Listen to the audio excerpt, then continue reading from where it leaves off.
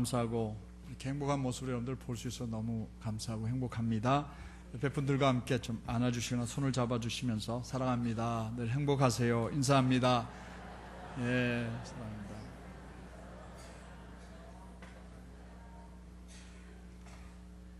저도 여러분들을 참 많이 사랑합니다.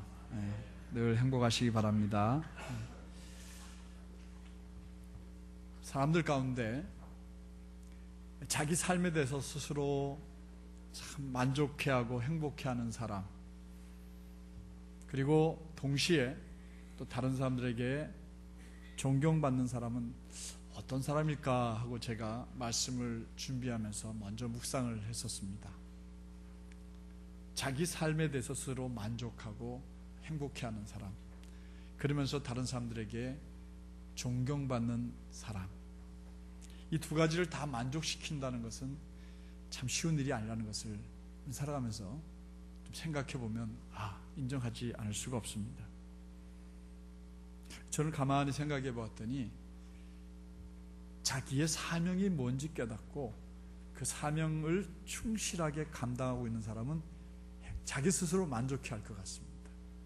잘 살고 못 살고, 많이 배우고 못 배우고, 목적을 이루고 못 이루고를 떠나가지고 내가 오늘 해야 될 일이 뭐고, 또 특별히 하나님께서 내게 말씀하신 것이 뭔데 내가 그 일을 잘 지금 깨닫고 그 일대로 하고 있다 라고 말할 수 있는 사람은 자기에게 대해서 참 행복해하고 만족스러워할 것 같아요.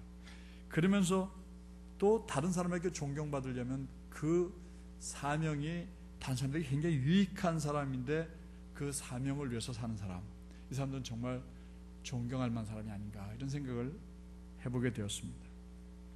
지난 한 주간 동안 저는 조지 뮬러 목사님의 응답받는 기도라는 책을 읽었습니다.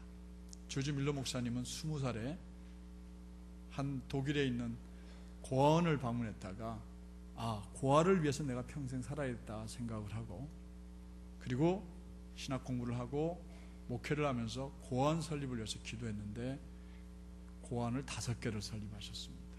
그리고 그 고아원을 통해서 10만 명의 어린이를 키워냈습니다.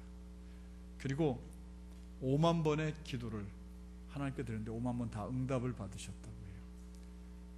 그 10만 명의 어린이를 키우는 동안 5개의 고아원을 운영하는 동안 한 번도 누군가에게 후원을 좀 해주셔 말하지 않고, 오직 하나님 오늘 돈 떨어져 가거든요, 하나님 오늘 먹을 것이 없어요, 기도로 그 아이들을 다 키워냈는데 그 금액이 후원금 전체를 토탈 냈더니 그 당시에 750만 달러나 되는 후원금을 받았다고 하는 이야기를 들었습니다. 이렇게 고아를 위하여 사는 것이 내 사명이고 그 일을 후회 없이 한 분, 정말 자기 삶에 대해서 만족해 하시면서 90살 가까운 나이에 삶을 마치셨는데 정말 존경받을 만한 분이 아닌가, 이런 생각을 해보았습니다. 아주 짧은 이야기를 하나 들려드리겠습니다. 세계 2차 대전 당시에 독일은 런던을 공습하게 됩니다. 밤낮 없이 폭탄을 퍼부었습니다. 그런데 이 폭탄 가운데는 당연히 불발탄이 있기 마련입니다. 불발탄이 참 위험한 것은 언제 누가 어떻게 건드려가지고 터질지 아무도 모르는 상황이었습니다. 그래서 공습을 하고 난 뒤에도 여전히 시민들은 불안함 속에 언제 폭탄이 터질지 몰라서 안타깝게 시간을 보내고 있는데, 그 영국의 귀족 가운데 서포크라고 하는 분이 있었습니다. 이 사람이 이 폭탄에 대해서 공부를 많이 한 사람이라서 내가 이 일을 해야 되겠다라고 기도 중에 자기가 해야 될 일을 발견합니다. 그게 뭡니까? 이 폭탄을 해체하는 일을 내가 해야 되겠다 하고 자기가 그 일에 대한 사명감을 깨닫습니다. 왜냐하면 자기 말고는 불발탄을 만질 사람이 없거든요. 잘못 건드려 터지고 하니까. 그래서 자기 운전수와 비서와 몇몇 사람들을 데리고 결사대를 만들어서 불발탄 폭탄을 제거하는 그런 일을 사명으로 여기고 그 일을 하기 시작했습니다. 그러다가 언제 터질지 모르는 이 폭탄을 무려 34개나 해체를 하고 35번째 폭탄을 건드는 순간 그만 폭탄이 터져서 서포크 이 경은 귀족은 그 자리에서 사망을 하고 맙니다. 영국 시민들은 모두 그의 숭고한 죽음 앞에 애도를 합니다. 그리고 서포크 경은 자기가 사명을 다한 삶이기 때문에 후회 없이 그 일을 잘 다 마치고 그렇게 세상을 떠났습니다. 그래요. 내가 해야 될 일, 나만 할 수 있는 일이 뭐라는 걸 깨닫고 그 일을 할 줄 아는 사람, 행복한 사람입니다. 이렇게 사명을 다한 삶을 살면 사람들은 그를 존경합니다. 서포크 경뿐만 아니라 조지 뮬러 목사님뿐만 아니라 사람들에게는 누구나 이 세상에 태어나서 자신이 해야 될 일, 사명이 있다는 것을 깨달아야 합니다. 사람들은 그 사명이 무엇인지 깨닫고 그 사명을 위해서 살아야 합니다. 이때 중요한 것은 이 사명이 자신과 가족만을 위한 것이 아니어야 한다는 겁니다. 훌륭한 사명, 그 사명이란 정말 바람직한 사명이란, 다시 말해서 바람직한 일이란, 우리가 해야 될 일이란 다른 사람들에게 얼마나 큰 유익이 되느냐, 또 얼마나 가치가 있느냐, 얼마나 의미가 있느냐, 얼마나 보람 있는 일이며 또 얼마나 하나님께 영광을 돌리는 일이냐에 따라서 그 사명이, 그리고 그 사명의 의미가, 가치가 결정이 되는 겁니다. 이런 것을 중심으로 해서 사명을 깨닫고 사명을 따라 살아가는 삶은 그 삶이 정말 의미 있게 되고 가치 있는 삶이 되고 보람 있는 삶이 되기 때문에 이런 정말 위대하고 아름다운 사명을 깨닫고 그걸 따라 살아간다는 것은 정말 중요한 일이 아닐 수 없습니다. 이렇게 살아가신 분이 있습니다. 예수님입니다. 예수님은 바로 이런 삶을 살았습니다. 예수님은 이 땅에 와서 당신이 해야 될 일이 뭔지를 분명히 알고 계셨습니다. 그리고 그 일을 위하여 살다가 33살의 짧은 나이에 세상을 떠났습니다. 그렇다면 예수님의 사명은 무엇이었을까요? 다시 말해서 예수님께서 이 땅에 오셔서 하신 일이 무엇일까요? 예수님께서 그의 생의 마지막 순간 십자가 위에서 달려 돌아가심으로 모든 사람의 죄를 대속해 주신 그 대속 사업을 제외한다면 세 가지의 아주 중요한 사역이 있었어요. 사명이 있었어요. 그것이 오늘 본문 23절에 그대로 쓰여져 있습니다. 그건 뭐냐면 가르치는 일, 즉 교육이었고, 전파하는 일, 즉 전도였고, 영육을 고쳐주신 일, 곧 치유 사역이었습니다. 그래서 오늘 교회가 해야 될 사역은 크게 네 가지입니다. 하나는 교육입니다. 하나는 전도입니다. 하나는 치유입니다. 하나는 구속 사역입니다. 이걸 전하는 일이겠죠. 오늘 이 이야기를 함께 나누고 이 이야기를 우리가 함께 나눈 다음에 우리가 이 이야기를 중심으로 우리의 사랑하는 분들에게 담대하게 예수님을 전하는 우리 모두가 되기를 주의 이름으로 부탁을 드립니다. 예수님께서 하신 첫 번째 일은 백성들에게 하나님 나라에 대하여 가르쳐 주신 일이었습니다. 예수님께서는 무엇보다도 하나님 나라에 대해 무지한 백성들을 가르치셨습니다. 그래서 마태복음 23장 이전에 마태복음 1장부터 24장 22절까지의 말씀은 간단하게 요약한다면 예수님의 사역 준비 기간이었다고 하시면 됩니다. 예수님이 이 땅에 동정녀로 탄생하신 사건, 예수님이 세례 요한에게 세례를 받으신 일들, 그리고 광야에서 시험 받으신 일들, 또 제자들을 부르신 일들, 이런 모든 일들, 갈릴리에서 복음을 전하시기 시작하신 이 모든 일들은 이제 사역을 준비하는 단계였다고 하면, 마태복음 5장부터는 구체적으로 사역을 설명하고 있는데 마태복음 5장부터 우리가 예수님이 십자가에 달려 돌아가기 전까지의 사역은 세 가지: 교육, 그리고 전도, 치유 사역이었다는 거죠. 그 중에 마태복음 5장 2절을 한번 제가 자막에 올리지 않았습니다. 읽어드리면 입을 열어 가르쳐 가라사대라고 시작이 되어집니다. 가르쳐 가라사대, 곧 교육이 그의 사역의 시작점이었죠. 그래서 팔복을 이야기하시고 산상수훈이 7장까지 이어지면서 예수님은 당신이 해야 될 일들을 가르치는 일로 시작하셨습니다. 수천 년 동안 이스라엘 백성들은 종교 지도자들에 의해서 왜곡된 하나님에 대하여 알고 있었습니다. 그들은 또 어떨 때는 잘못 알고 있었고 전혀 모르는 일도 있었습니다. 그래서 예수님께서는 당신이 하나님 나라에서 하나님으로, 신으로 하늘에 있던 그분이 육신의 몸을 입고 오셨기에 누구보다도 하나님 나라와 하나님에 대하여, 하나님의 계획에 대하여, 하나님의 뜻에 대하여 잘 알고 있었습니다. 그래서 백성들에게 바르게 가르쳐 주고자 했던 것입니다.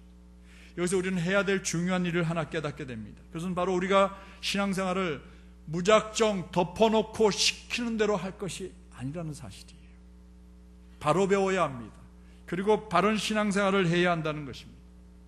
그렇지 않으면 잘못된 길의 인생길, 그리고 잘못된 신앙의 길을 걷게 되고 결과적으로 단 한 번밖에 없는 이 인생을 잘못된 길에서 우상을 섬기다가 망치게 된다는 이야기입니다. 우상들의 섬김, 가르침, 이단의 가르침, 사이비 종교의 가르침, 유사 기독교의 가르침을 진리라고 생각하고 엉뚱한 곳에서 바람직하지 못한 삶을 살다가 한 번뿐인 인생을 허무하게 마치는 분들을 참 많이 봤습니다. 신천지가 그렇고요, 통일교가 그렇고, 덕소에서 있다가 거기에 무덤을 만들어 놓았던 5천년을 사셨다는 박태선 씨가 그렇고요. 다 잘못된 진리를 가르치고 거기에 혹해서 인생을 망친 분들이 참 많습니다. 그러므로 우리가 먼저 바른 기독교의 진리에 입각해서 가르치는 교회에 출석해야 합니다. 세상에 오염되지 않은 순수한 복음을 바로 배워야 합니다. 이렇게 바른 진리를 가르치는 것 또한 참된 교회 목회자들의 사명이어야 합니다. 정통 교회 지도자들에게는 성경과 하나님 말씀에 입각한 바른 진리를 가르치는 것이 그 무엇보다도 중요한 사명임을 스스로 깨닫고, 목회자들 스스로가 세상에 물들지 않고 참된 진리와 복음인 하나님의 말씀만 바로 전하고 또 실천해 보여줘야 합니다. 그리고 성도들은 그런 지도자들의 가르침을 받으며 그분들의 삶을 보고 배우며 올바른 신앙생활을 해나가야 한다는 것입니다. 이렇게 하면서 진리를 바로 배운 우리는 바르게 배운 것을 여러분들 스스로가 실천에 옮기면서 우리가 사랑하는 분들에게 말로만이 아니라 우리의 삶으로, 우리의 표정으로, 우리의 모습으로 그들에게 가르쳐줘야 합니다. 우리가 사랑하는 너무나 소중한 분들에게 우리가 잘못된 것을 가르쳐줘서는 안 됩니다. 그들의 인생도 나의 인생도 망치겠대요. 그러므로 바르게 가르치는 교회에서 바른 하나님의 말씀을 바로 배워서 그 말씀대로 살면서, 그리고 우리가 사랑하는 분들에게 말과 우리의 행동으로 잘 보여줘서 그들을 주님께로 이끌어오는 여러분들이 되어야 될 줄로 믿습니다. 이렇게 예수님께서는 이 땅에 계시는 동안 하나님에 대하여, 하나님 나라에 대하여, 하나님 나라의 백성으로, 하나님의 자녀로 어떻게 살아야 하는지에 대해서 우리에게 가르쳐 주셨습니다. 이것을 바로 배워서 우리가 먼저 예수님 말씀대로 살고 이것을 우리가 살아가는 이들에게 말과 행동으로 가르치는 우리 동안선교교 성도들 되시기를 주님의 이름으로 당부드립니다. 예수님께서 세상에 오셔서 두 번째로 하신 일은 복음, 즉 모든 사람이 자신을 하나님의 아들이자 구세주로 세상에 와서 십자가에 달려 죽으신 것을 믿으면 영원한 생명을 얻게 된다는 이 이야기를 전파하시는 일에 몰두하셨습니다. 전파한다는 말이 무슨 뜻일까요? 그래서 다음 사전을 찾아보았습니다. 전파한다, 이 말은 널리 전하여 퍼뜨린다, 이 말입니다. 그렇다면 예수님이 무엇을 전하며 널리 퍼뜨렸습니까? 예수님께서 전하신 것은 복음, 복된 소식이라는 말이에요. 복된 소리라는 말입니다. 다른 말로 얘기하면 좋은 소리, 좋은 소식, 굿뉴스, 이렇게 말합니다. 그렇다면 무엇이 좋은 소식일까요? 보통 사람들에게 가장 좋은 소식, 사람들이 구름대같이 몰려오게 할 소식이 뭘까요? 공짜로 돈 나눠준다는 소식이 할렐루야, 얼마나 좋을까 생각해 보았습니다. 생각해 보세요. 매일 그냥 우리 교회 주일마다 오시면 10만 원짜리 수표를 한 장씩 줍니다라고 여러분들이 소문을 내지 않아도 그렇게 하는 일을 일주일만 하면, 아니 한 달만 하면 우리 교회는 몇 명 모이는 교회 될까요? 여러분들 상상에 맡기겠습니다. 10,000명이요? 아닙니다. 여의도 순복음교회보다 더 많이 모일 겁니다. 우리 장로님들 돈을 많이 버셔서 우리 교회에서 오는 분들마다 10만 원씩 나눠줄 수 있는 교회 만들면 할렐루야, 우리 교회 크게 부흥할 줄로 믿습니다. 아멘 하시면 안 되죠. 어디 아멘 하십니까? 생각해 보세요. 이 소식이 동네방네 퍼질 겁니다. 아침에 저희 교회에 찾아오시는 주의 천사들에게 돈 2,000원씩 나눠드렸습니다. 그랬더니 30명 모이던 그분들이 130명으로 한 달 만에 늘어나 버립니다. 3,000원씩만 준다 그러면 우리 교회는 300명 모이는 교회 될 겁니다. 일부 예배 때만요. 왜 이런 일이 생길까요? 돈이 이 시대의 가장 귀한 가치라고 생각하니까 일어나는 현상들입니다. 만약에 어느 병원이든지 그 병원에 가면 무슨 병이든지 낫게 하는 의사가 있다고 소문이 났다고 합시다. 그 병원은 문전성시를 이룰 겁니다. 그렇지 않아도 저쪽 삼천포 쪽에는 서울로 가야 산다, 이게 이렇게 퍼져 있어요. 여러분들 참 좋으시겠습니다. 서울 살아서요. 근데 거기는 서울에 가야 산다 이렇게 됐어요. 그래서 무슨 병만 있으면 거기서 암 진단을 받든 뭐든, 거기 경상대 병원도 있고 암센터도 있는데도 불구하고 다 어디로 가자는 거예요? 서울로 가자. 아산병원에 가야 산다. 그렇다고 제가 아산병원에서 나온 사람은 아닙니다. 서울대병원에 가야 산다, 이렇게 소문이 나 있어요. 그래서 정말 시골에서는, 삼천포에서는 아산병원이 최고 좋은 병원으로 소문이 나 있어요. 다 모여듭니다. 왜냐하면 사람들에게는 돈보다 생명이 더 소중하기 때문입니다. 그렇다면 이보다 더 좋은 소식은 뭘까요? 사람이 죽지 않고 영원히 산다라고 하는 이 소식이 사람들이 듣게 되면 그게 사람들이 몰릴까요, 안 몰릴까요? 몰린다고 대답하자니 그렇고 안 몰린다고 대답하니 그렇습니다.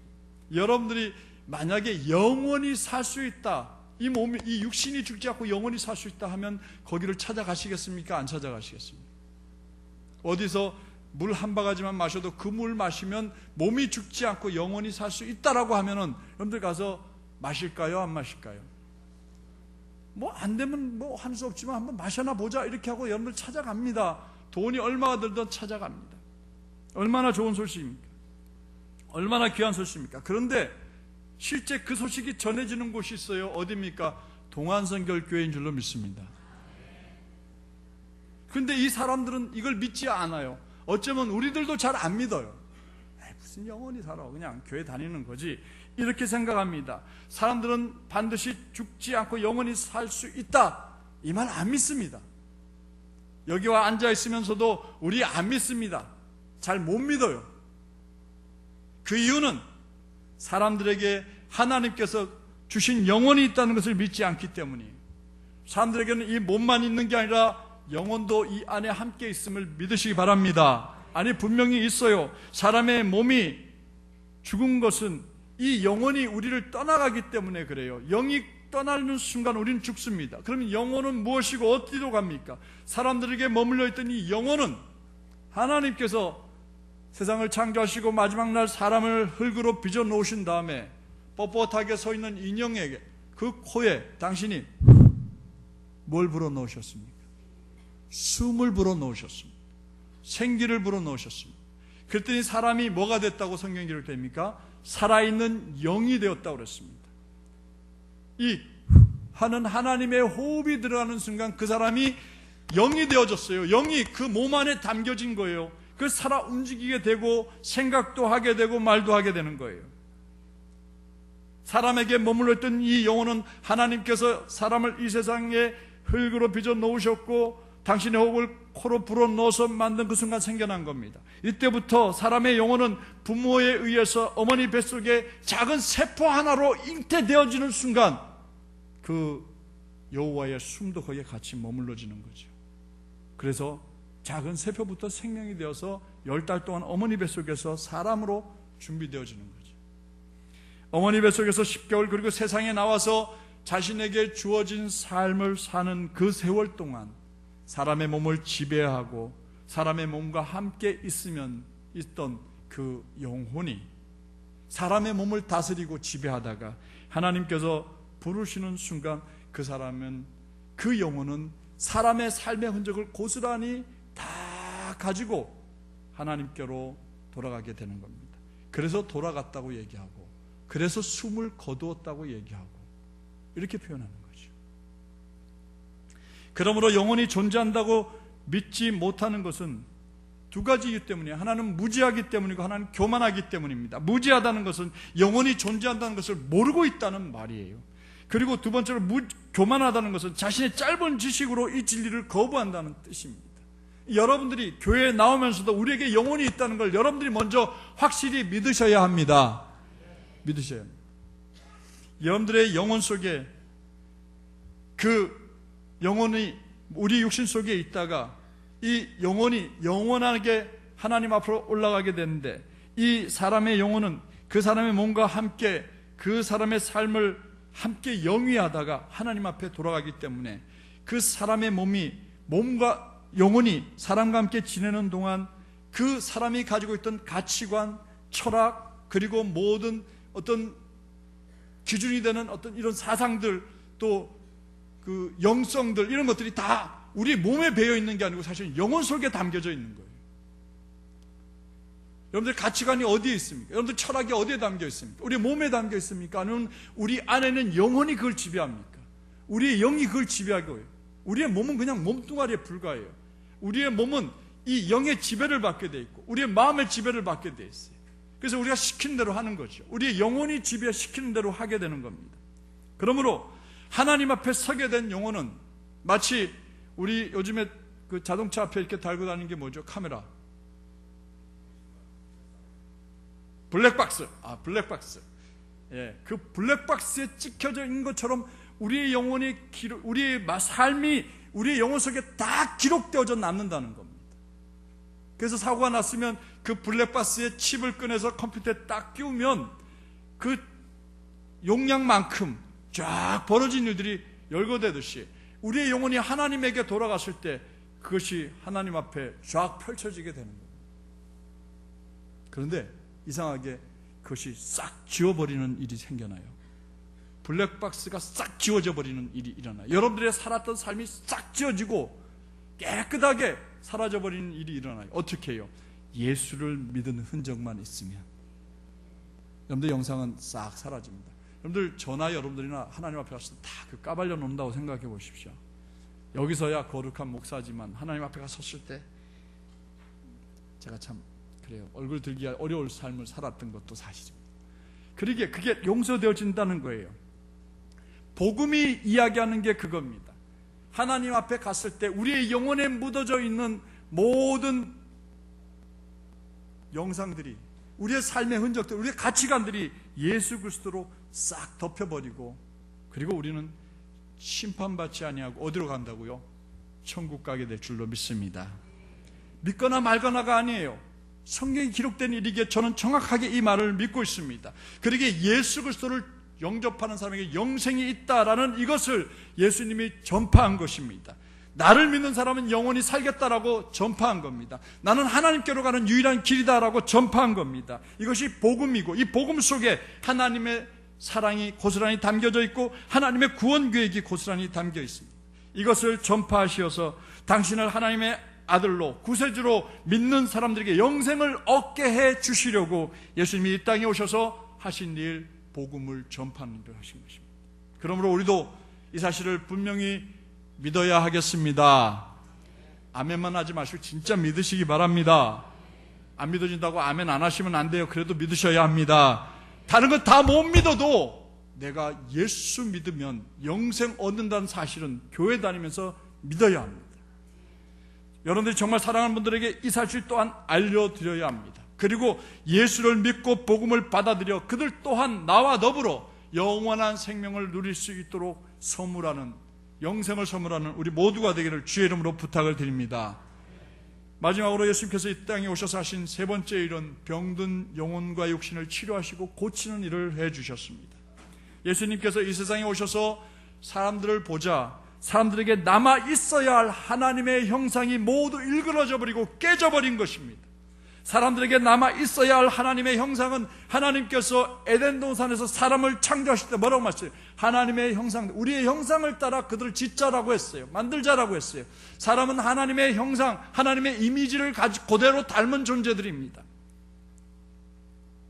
범죄하기 이전 아담의 모습, 하와의 모습은 하나님의 형상 그대로였습니다. 그런데 아담과 하와가 죄를 범하는 순간 그들에게는 하나님의 형상이 깨어지고 만 것입니다. 하나님의 형상이 일그러진 것입니다. 그래서 육체의 병이 생겼습니다. 병뿐만 아니라 사고로 인한 후유증으로 장애가 생깁니다. 심지어 잉태할 때부터 병든 부모의 유전자 때문에 장애인으로 태어난 일도 생깁니다. 이 병들 가운데는 고치기 쉬운 병부터 고치기 어려운 암, 에이즈, 이 같은 육체의 병들이 생겨나서 사람들을 괴롭힙니다. 어디 그것뿐입니까? 우리의 눈에 보이지 않는 질병들이 우리 사이에 얼마나 많습니까? 영혼까지도, 정신까지도 심각하게 병드는 세상이 되고 말았어요. 정신질환, 신경성질환, 심지어 우울증, 기피증, 정신착란 같은 병들이 생겨났어요. 이 병들은 잘 치료되지 않습니다. 방법이 없습니다. 근데 예수님께서 오셔서 그들의 몸에 생긴 병과 영혼에 생긴 병들을 치료해 주셨음을 믿으시기 바랍니다. 만져주셨습니다. 심지어는 침을 발라 흙을 이겨서 눈에 발라주셔서 눈을 뜨게 해주셨습니다. 대부분 병들을 말씀으로 치료해 주셨습니다. 말씀으로 치료해 주실 때마다 예수님께서 강조하신 것은 고침받기를 원하는 사람들의 믿음이었어요. 그래서 믿음대로 될지어다 라고 하셨습니다.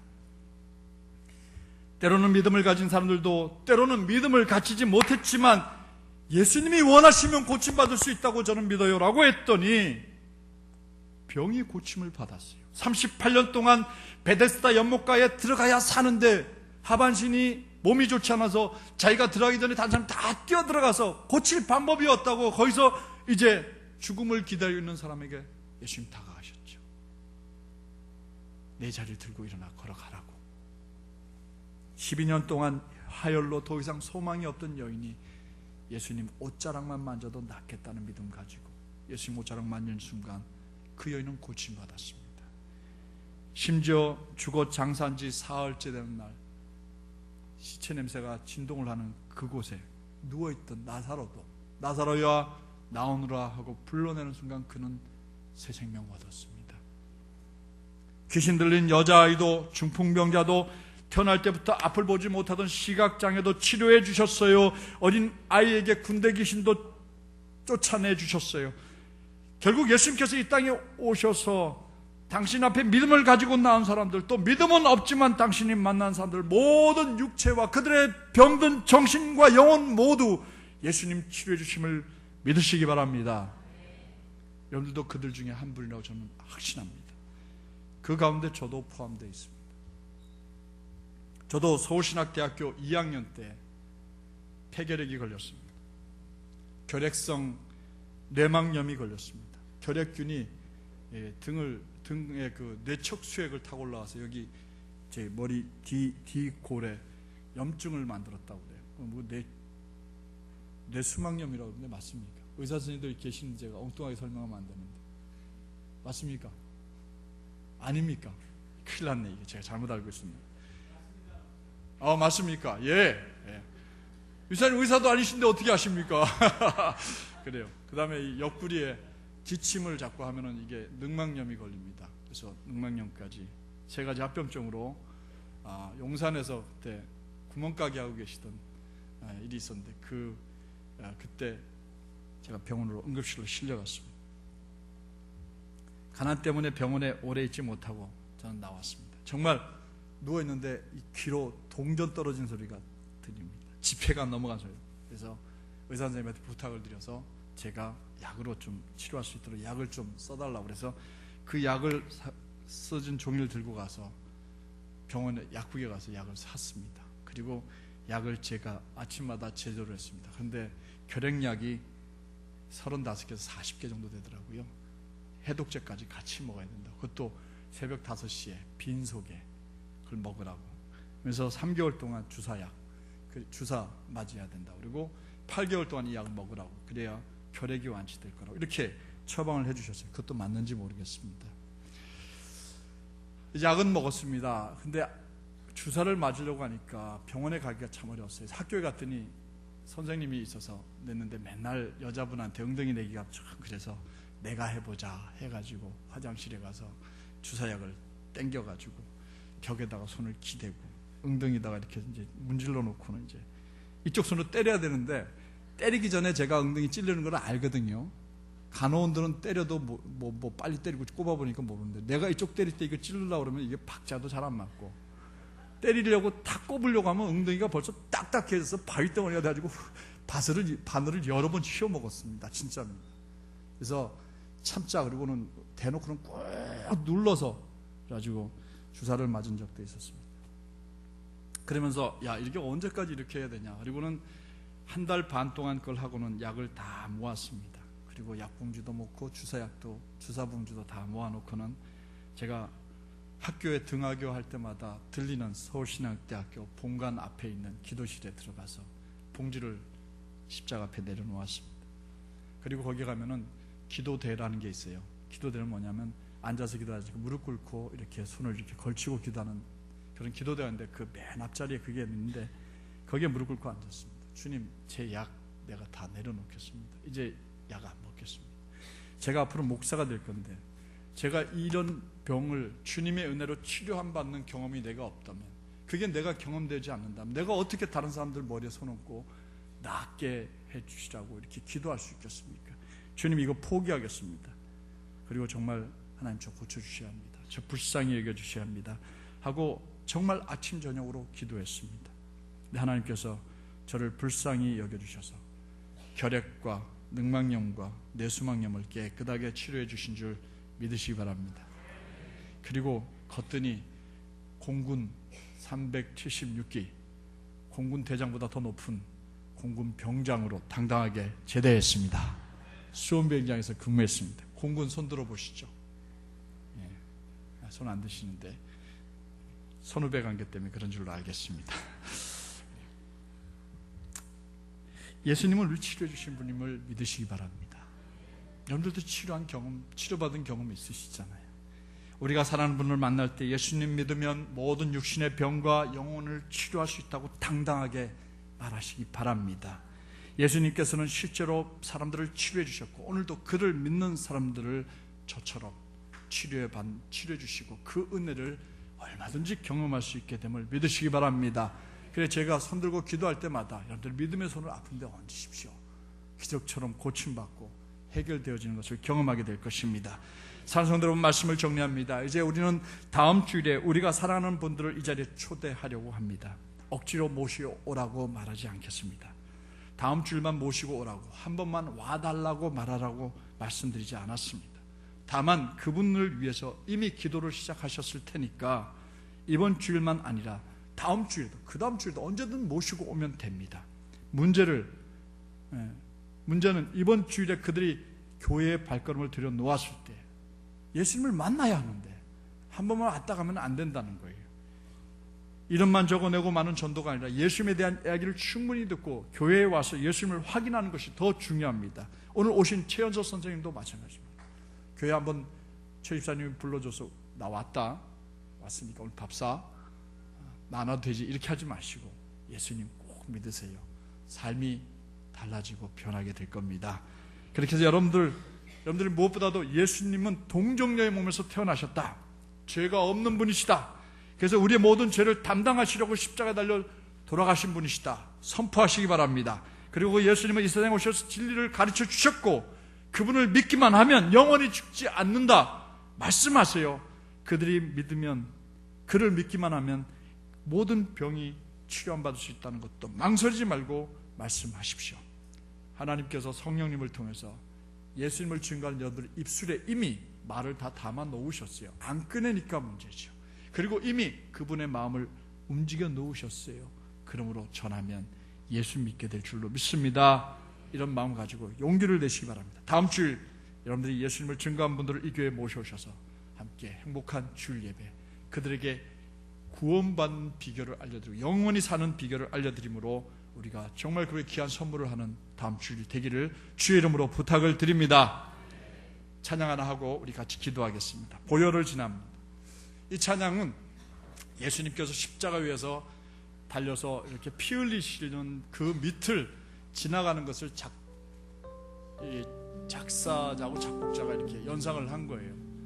십자가에 높이 매달려 있습니다. 여기 자막을 거두면 있는데 그에 예수님이 매달려 계신 거예요. 그리고 피가 뚝뚝 떨어지는데 그 밑을 우리가 지나가는데 그 피가 우리의 몸에 떨어지게 된다. 그걸 연상한 거예요. 그러면 내가 새롭게 될 것이다. 이런 거죠. 골고다 언덕이라는 게 어떤 곳입니까? 해골이에요. 하얀 해골인데 그 위에 십자가 세워지고 피가 흐르니까 그 골고다 언덕이 생명의 곳이 되고 변화되어지는 거죠. 우리의 영혼에 이 보혈이 떨어지기를 바라는 마음으로 우리 같이 찬양 부르고 우리 함께 통성으로 여러분들 전도하실 분들을 위해서 주여 한번 부르고 기도하고 축도로 예배를 마치겠습니다.